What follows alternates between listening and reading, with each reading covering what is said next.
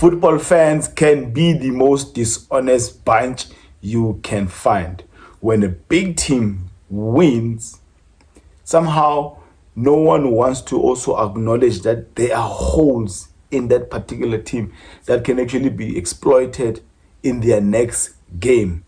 When a big team loses, a credit and focus is never given to the opposition by the good they've done. Orlando Pirates have lost to Marumo Gallants, but somehow the focus and attention is not on how the youngest coach in Betway Premiership has created or done this upset on Orlando Pirates, but somehow the focus is on why has Orlando Pirates lost. No one is amplifying and magnifying the good that has been done by Marumo Gallants. Mamelodi Sundowns wins against Amazulu. Expected that a big team should win, but somehow even in that game there are holes that, if not fixed, their next game, which will play between Orlando Pirates and Mamelodi Sundowns, if those negatives are not dealt with, Orlando Pirates might actually come back and win that first leg of MTN 8. I do go by the name of Oscar, since a football where I engage and discuss on anything to do with football from Africa to the world and from the world to Africa. I have concerns, and I do attempt to be as honest as I can. Banter aside, but one needs to also, look at some details, even when your club has won. When you look at comments at times, people will say you are emotional, you are overthinking this thing. I do acknowledge that Mamelodi Sundowns are slow starters. That we have a history in that. I don't think we're even on our third gear. If you look at the game we played against Amazulu, we really struggled to break down that back five when Amazulu didn't have the ball. That first half, I would even not argue with anyone who would say there was no energy, there was no hunger. It seemed like people were sleeping at work. And but the second half, with those three changes made, Aubrey coming in, Tashrik Matthews coming in, a whole lot of things just changed.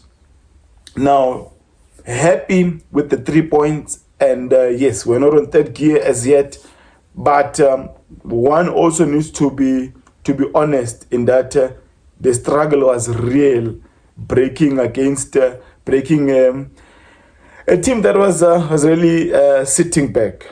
But again, on the flip side, we need to also give credit to an Atazwane who somehow attempted to duplicate what Badela did for Chippa United when Sundowns played against them.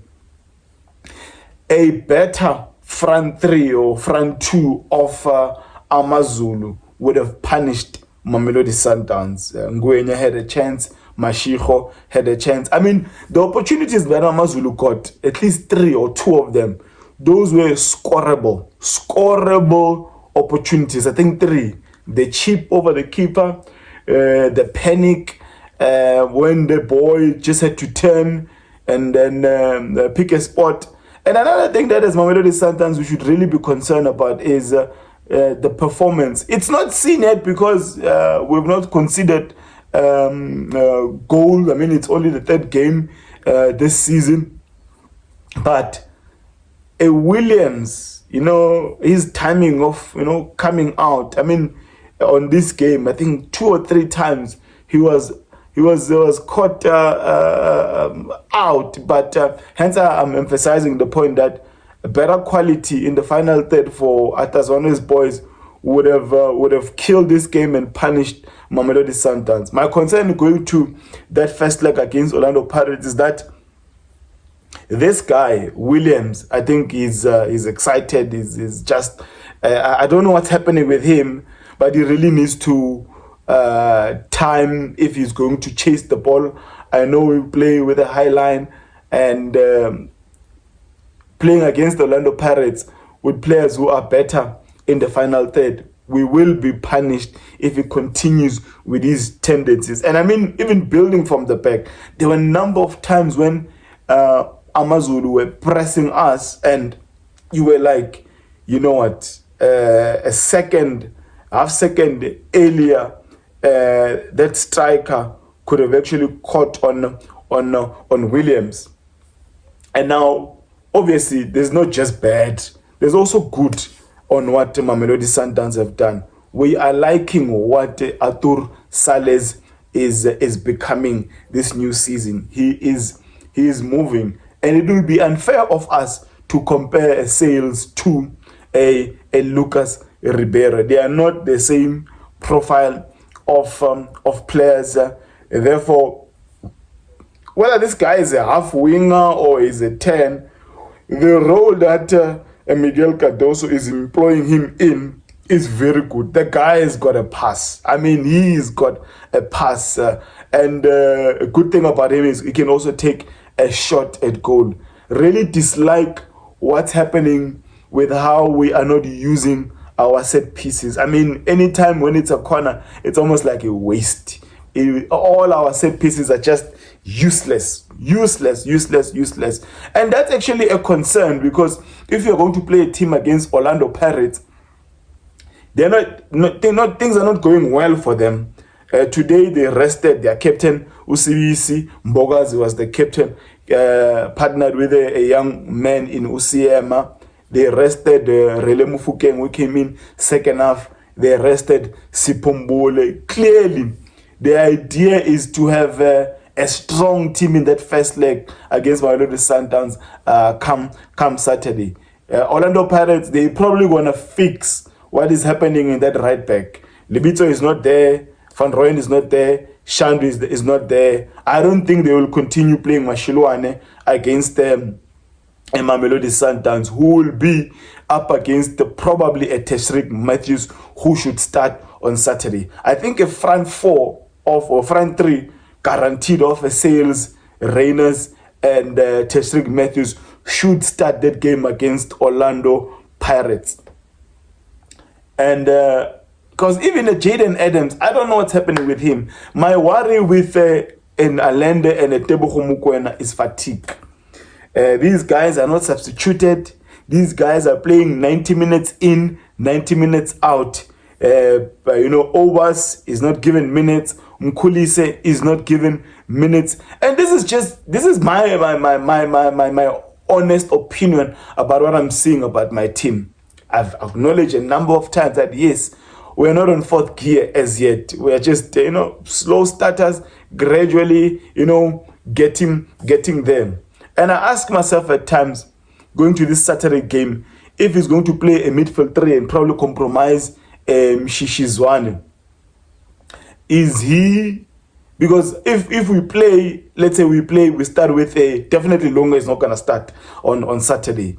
If we play a Aubry as a left back, are we going to have a Jaden Mokoena Allende in that midfield three, or he's going to continue, let's say, with a Allende, Mokoena, and Mshishi, who has not been having top performances as the Mshishi we all know. So going to Saturday, it's going to be a tough one for the coach to decide on, because if you start Aubry Mudiba as a left back, we all have flashbacks of what happened at FNB.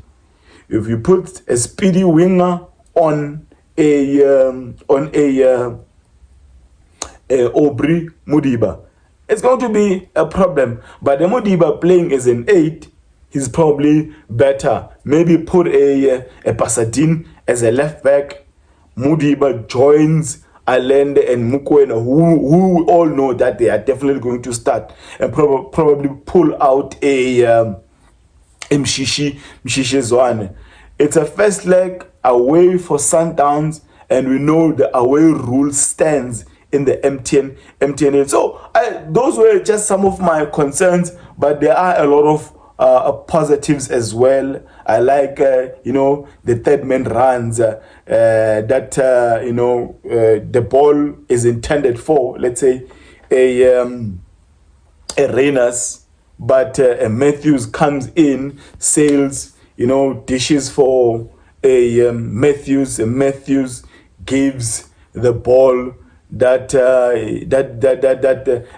the ball lands for a Reyners that is the best finisher as things stand at Mamelodi Sundowns. Obviously, things like the weaknesses at this point in time for Orlando Pirates is defending set pieces. They're just poor in defending crosses. Maybe there might also be a temptation of playing a Shalulile and a Reyners up top, because we can't say Reyners is the best header at Mamelodi Sundowns. So both teams have a whole lot of things to work on going to that first leg of MTN 8. Happy for the 3 points, 4 points on the board, 4 out of 6 for Orlando Pirates. It is 0 out of 6, 2 out of 2 for Marumo Gallants, a 28-year-old young coach in the Betwin Premiership. Don't kill me on the comments. Just be kind. Say your opinion. Don't bring your AK-47. I'm not against you. I'm working with you. And this is just a breakdown of football games. You don't have to be emotional. And if you're seeing this Space NS content for the very first time, love it if you join this family. Do not forget to like and just give your 2% or 2 cents worth of what you saw on these games.